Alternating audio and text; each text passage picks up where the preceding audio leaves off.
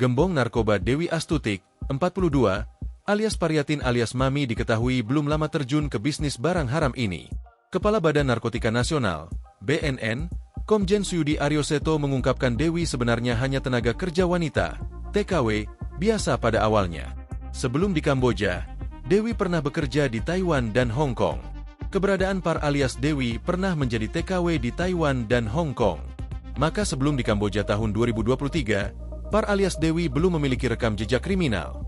Jelas Suyudi, Jumat, 5 Desember 2025, dikutip dari Kompas.com.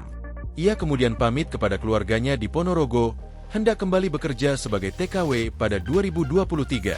Saat tiba di Kamboja pada 2023, Dewi terjerumus ke bisnis ilegal karena tergiur mendapatkan uang secara cepat.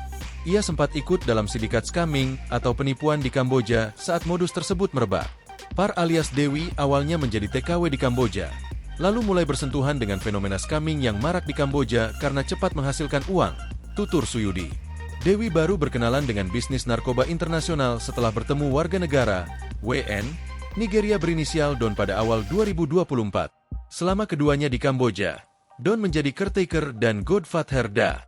Bisnis narkoba itu berkembang hingga menjadi jaringan internasional Asia Afrika.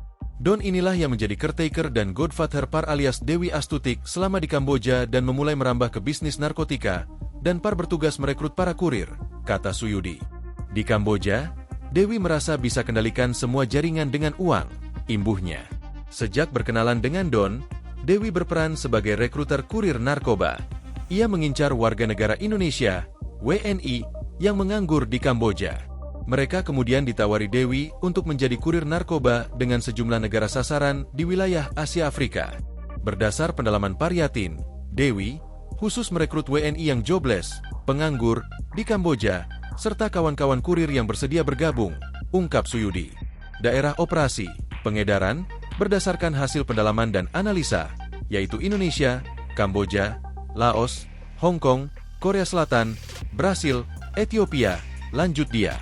Pekerjaan menjadi gembong narkoba dirahasiakan Dewi Astutik dari keluarganya di Kabupaten Ponorogo, Jawa Timur.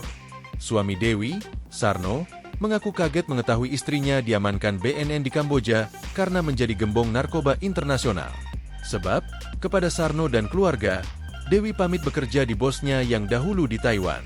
Sebelum puasa, tahun 2024, pamitnya ke rumah bosnya yang dulu di Taiwan, ungkap Sarno kepada tribunjatim.com, Rabu, 3 Desember 2025.